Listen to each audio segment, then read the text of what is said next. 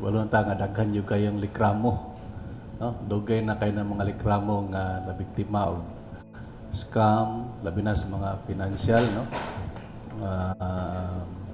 Bullying sa cellphones, no? Because ang telco karon wala gud sila wala tay capability to trace, no, kung kinsa na mga scammers nato sa mobile phones, no.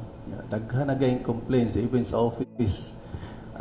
Halos kada semana na mo adto mo likramo, sir maka-trace ba mo ani ay gabinoang nako, no? So I think this is the right time, no, to register our SIM card, no, capture everybody's or everyone's kanang account sa ato ang mobile phone niya. Sayo na sa nato matrace, no.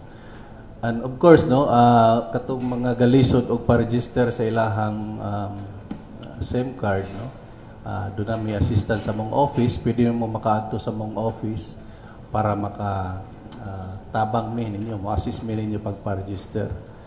Then doon na sa may mga sites, siguro doon na may mga time, doon na may time, no, maka-visit sa mong office. Doon na may mga Wi-Fi sites, free Wi-Fi sites nga pwede sa ninyong atuan kaysa maglisod mo kabahin og connectivity.